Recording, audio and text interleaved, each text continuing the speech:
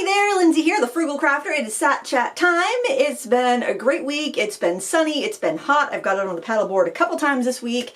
And what more could you want? Really, summer in Maine, there's really nothing like it. We deal with 9 months of winter. And then, I mean, I'm being hyperbolic. We deal with 6 months of winter. But then, man, when summer rolls around, it is very, very sweet. So I've been enjoying this week quite a bit. Getting ready to head out and do some painting on the coast. I got these really cute sunglasses that I just found that I've actually had for a while, but they were hiding under my TV console where I keep all my like dog walking gear. And I was digging around for my headphones, so I couldn't find them. And I saw these. I'm like, oh, these are going to be perfect. Going to be cruising around in the convertible today, and that's going to be just great. I might be a little bit scattered, what's new, right, and off my game because I just got a phone call and had to take it because it was scheduling an appointment. So, but hopefully that will be it for my interruptions for the next 28 minutes, and we can do Sat Chat. So, just thinking, my Michael's class last week went really well, if I do say so myself, and I have another class coming up in a month there. It's not on the website to sign up yet, but I will show you what it is. It is this this iris. We're going to also do that with a Derwent line and wash set. Let me just turn that away for a second. I don't know if that's going to show up very well. But it's a really fun pen and ink. I have a pattern template for people to download. That will, when the Michael's class goes up, it'll be there. And then that was something I posted on Wednesday. Using that palette that, before I got rid of the paint in it, the palette here, excuse me, but then I replaced the paint, and I replaced it with the Meiliang pans from the 52 set, the original 52 set, which is on sale for like $25 now, because they're upgrading it and putting larger half pans in there. These were like mini half pans, they weren't quite a half pan. And I just like, they popped in there, but you can't pop a regular half pan in there with the plastic casing. So I thought, I'll figure out what colors I want by using that, because there's 52 colors. Certainly I can decide if I want to put some tube paint in there going by that. And so that's what I did with that palette. But I did want to let you know that you still can get the old style of the 52 set of Meiliang, and it's like cheaper. I've seen it two prices. I've seen it for $25.99 on one listing, and then on another listing it says like $39.99, but then there's a 40% off coupon. So you can kind of weigh which is a better deal. I'll link to them and you can go check them out if you want to. You don't have to, obviously. So after I reviewed this palette, some people were like, oh, the portable painter micro fit in there. And so I tried it and it was too tall. But then I had a brainstorm, well, why don't I just sew some holsters for my palettes? And that's what I did. And so this one was my first one. And I actually, after I did the video, I decided to put a different hanging loop because it wasn't hanging right, and then leave that old keyring loop there for like a water brush or whatever. But I put my bijou box in this. There's two snap pieces there because I forgot how to put snaps on, and that one did not work. So so that worked out there. This is the one I did for my portable painter micro, and I used upholstery samples, like from an upholstery sample book that I've had for like ages. And see, that worked perfectly. And these are so easy to make. I have a tutorial I just posted on my channel. This is the one I showed you how to make. And then I was seeing what other things would fit in here. And I realized that my Paul Rubens cotton sketchbook and my my Mary palette would fit in there too, as well as my Derwent line and wash and Arteza sketchbook. So that is multi-function, multi-use. And oh, this is another one that I made because these purse snaps are so cheap. I didn't realize how cheap these little purse snaps are, these little magnet ones. And they're so easy to apply, and you can get like 100 pair for, I don't know, $10 or something. They're really inexpensive. That's just for my regular, just any regular 12 tin of colors. So they're fun, they're addictive, great way to use up some stuff. You can use felt, vinyl, leather scraps, whatever you happen to have. If you had like an old coat, like an old leather jacket that is just like you're about to toss it because it's so worn out, if you can find enough material from it. I've done that before, recycled an old jacket into like a journal cover or something. So, you know, look around, be creative, and don't be silly and buy this like I did. You can actually just make some holsters for the palettes you already have. I mean, but this is awfully cute. So yeah, you do you. I'm not going to judge. I certainly have no right to judge because I am a collector of all things travel palettes. Oh, and this is another one, honestly. And this one down, actually, I bought it, it was $7.50, and now it's $6.99, at least at the time I'm recording. But I couldn't resist it. It was so cute. And the reason I got it was because it's an 8-color palette, and it's got this tiny little mixing space. And it's actually like a little like sheet of plastic in there. Very well made. It seems to be like a walnut. Comes with this little clip. But the reason I got this is because it's got 8 colors, And I thought this in tiny, tiny little spots. I figured that would be a really great way to audition a color palette. I generally don't use more than 5 colors in a painting, so if I wanted to figure out what to put in like one of my other mini palettes, I could just audition the colors like that and take that with me. And do you ever... I'm so very tempted to buy some of these as gifts because the price has gone down to $7 even, or $6.99, and I'm like, these are so cute, those will make great little presents. And have you ever bought something and then it goes on sale and you feel like you need to buy it again so you can like average out the cost so it costs less overall? No, just me. Anyway, so that was my other little find, and like I mentioned before, I'm ridiculous, but I do collect 2 things. I collect travel watercolor palettes and I collect rubber stamps, especially woodblock, vintage rubber stamps. But other than that, I mean, I don't collect dishes or figurines or thimbles or anything else. That's it. That's my collection. I don't collect DVDs. I don't collect anything like that. So I'm okay with it. Yeah, but I feel a little bit like, oh, I got a problem, you know? So what else? What else is going on? World Watercolor Month is coming. That is the month of July. So if you've never done World Watercolor Month or never heard of it, what it is basically, it's a daily painting challenge. It goes for 31 days and you get a different prompt every day. And Angela Fair came up with the prompts this year. Charlie O'Shields from Doodle Wash runs the challenge every year, and you can find the prompt list and all the past prompt lists if you want to over on the Doodle Wash or World Watercolor Month website. I'm an ambassador, and I have donated the popsicle artwork painting that I did a few years ago. I donated that to be put on some merch, and all the profits are going to go to support a children's art charity. So I'll link to that if you're curious about it. And all the other World Watercolor Month art ambassadors have artwork. It's print on demand, basically. So, you know, if you prefer somebody else's artwork, you can still, it doesn't matter. All the money's going to that child's art charity. So I think it's ICAD is the abbreviation, but International Children's Art Directive or something like that. So if you are wanting a pencil pouch or a coffee mug and you want some art on it, then go check that out. And yeah, I'm excited. I love doing World Watercolor Month because summer is my time to just enjoy. The weather's nice. I let my schedule get a little bit lighter because I'll work extra in the winter to take it easy in the summer. And also, my audience is adult women, so they don't watch as much YouTube and take as many classes in the summer. So it's a great time to actually cut loose a little bit. I don't know, cut back a little bit. And just enjoy the weather and spend time with my kids. I've got one kid home from school, living at home this summer, and she went paddleboarding with me both times this week, and she got to have her wisdom teeth out too, so that was what the phone call that I got was about. But oh my gosh, I made an appointment. Can you believe it? I feel like I always get the runaround whenever I'm trying to make appointments, but that seems to be going pretty well. All right, I'm just seeing, I think I've gotten through most of my stuff. The Ohuhu marker sale still is going on till the end of the month if you are looking to pick up any markers or refills or anything like that. Oh my goodness, I feel like I've just raced through everything and we're only 8 minutes in. What is going on? What is going on? What else did we do? So I had the review of that mini palette. I've already talked about that. I had the little artwork there. Already talked about that. What did we do? Like, let's see, last week I did the Michael's class. So gosh, could it be that I do not have 28 minutes worth of stuff to talk about this week? Possibly. Okay, you know what? No, I do have something to talk about. So I've been listening to this audiobook called Essentialism, and I can't remember the author's name, but it's a pretty popular book. If you just search Essentialism, the book has like a white cover, and it's got this illustration of like a scribble, and then it's got like a line. It looks like thread kind of, and then it's got like a circle of like more orderly thread. I guess that's to represent our minds, and I'm really enjoying it. You can also look up videos on Essentialism because a lot of YouTube creators have made videos on that, like the productivity creators and whatnot. And basically, I think I mentioned last week, like not to force a fit.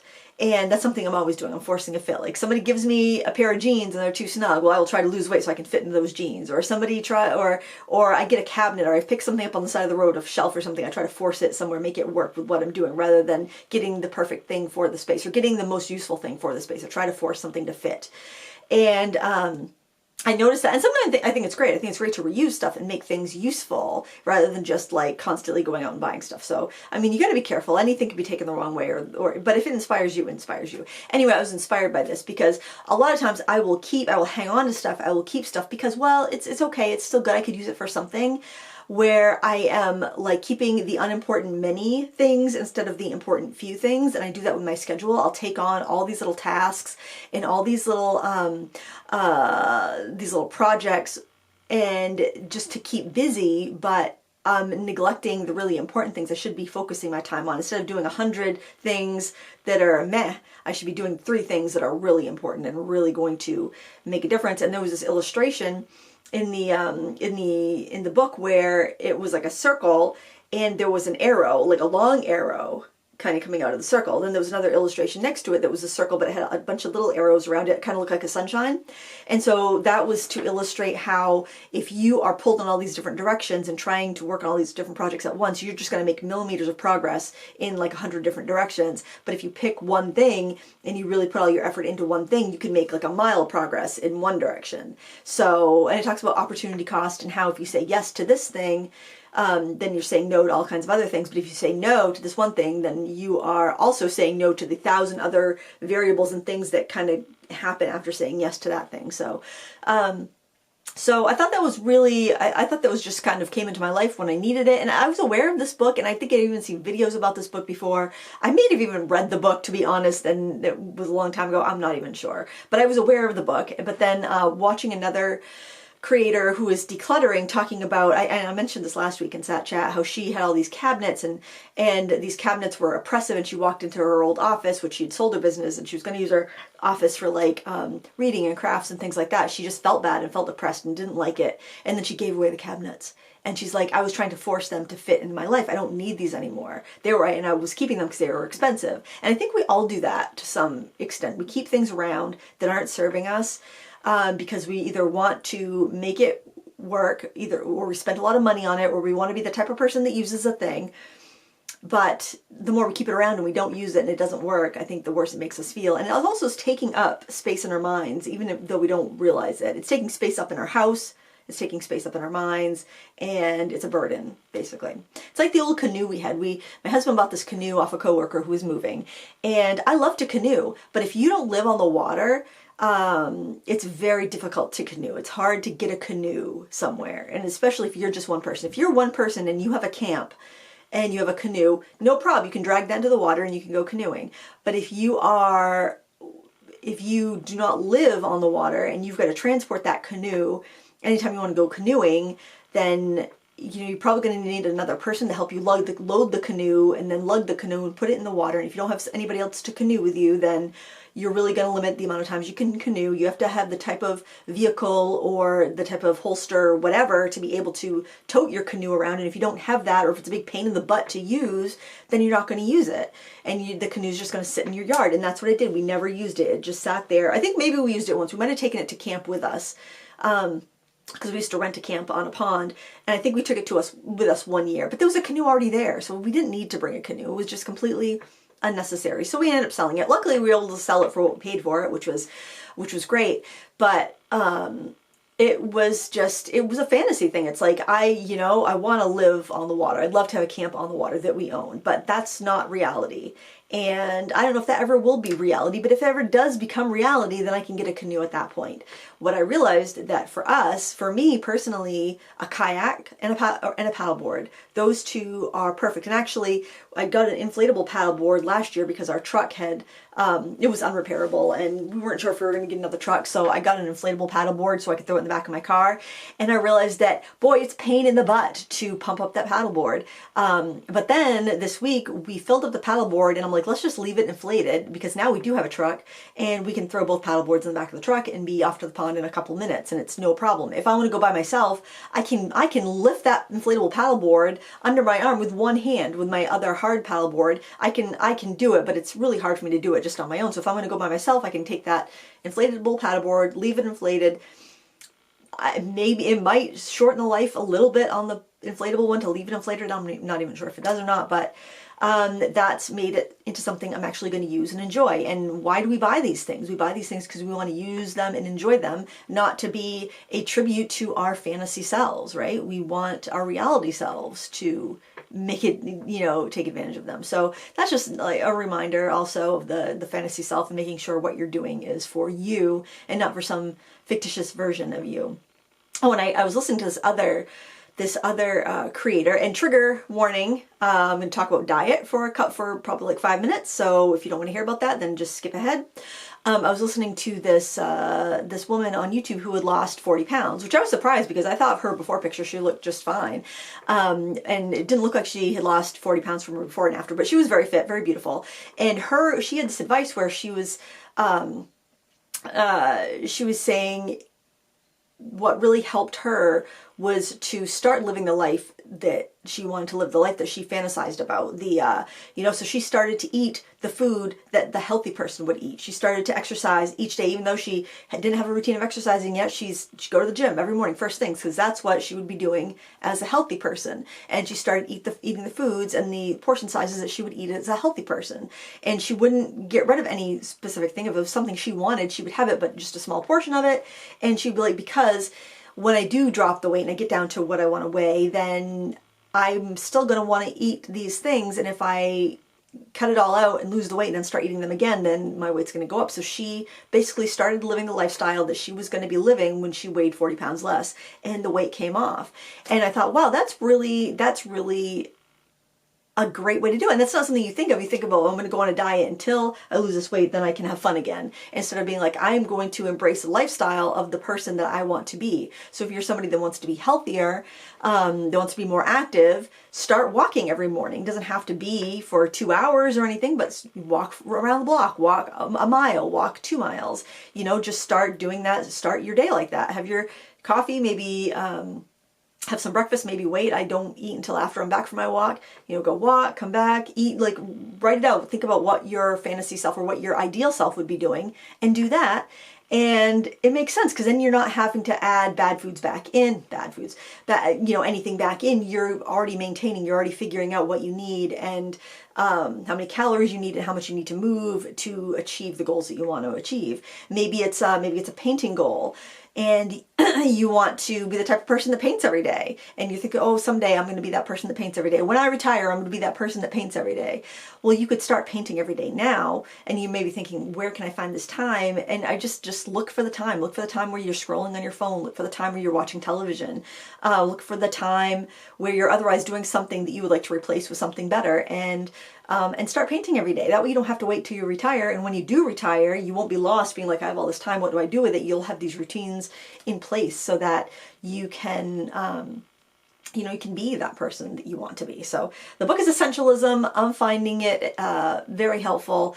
The video, I'm not even sure who the video creator is, because it just kind of popped up on my homepage and it looked interesting, so I clicked it. So if I can find it, I can link that down below. But I'm not giving anybody dieting advice. I'm just saying that, don't wait to live that life. Don't wait to wear the jewelry. Don't wait. I forgot to put my earrings in. Don't wait to go swimming until you're swimsuit ready. Don't wait to go paddleboarding until you're swimsuit ready. Go now, and you'll get, to that goal that you want. Don't wait. Don't put your life on a shelf until you're that ideal person, because if you do that, you're never going to get to that point. You're never going to feel, never going to feel like you're there or like you've made it. Like the old adage, fake it till you make it. Pretend that you are that person until you feel like that person, I guess, is all I have to say here. And if it encourages you to paint some more and, feel better about yourself, then that's what I'm here for. That's what I'm hoping. Yeah, boy, I guess when I take it easy, I don't have as much to talk about on Sat Chat. And I am conscious of the time because I am meeting a friend to go paint very shortly, and I'm not sure if my daughter's going to take the paddle boards out to go see a friend, so I want to make sure they're tied down really well. So it's just, yeah, the days are packed. The days are packed, but they're also slower because it's summer. Oh, I've been reading I just finished a book. It's called You by Caroline Kepps, I think is her name. It's from like the TV series You. It was based on that book. And the first book follows the first season of that show, like pretty much to the T. But it has been a while since I watched that, so maybe it isn't exactly, but it's pretty close anyway. And then I'm on the second book now, and I checked these books out of the library last weekend, which is something pretty amazing. For me to read a book in less than a week is pretty, it's pretty amazing. I got the large print version because they had the large print version, and I love a large print book because I love to sit outside with my sunglasses on and read, and I don't need my reading glasses if they're large print. And I have the second book I've started called Hidden Bodies.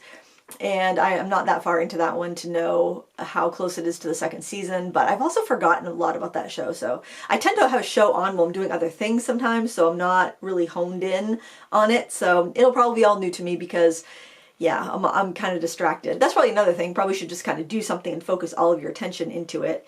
And that's probably better. But I'm human. I like to listen to a podcast. I like to listen to a podcast or something while I'm working.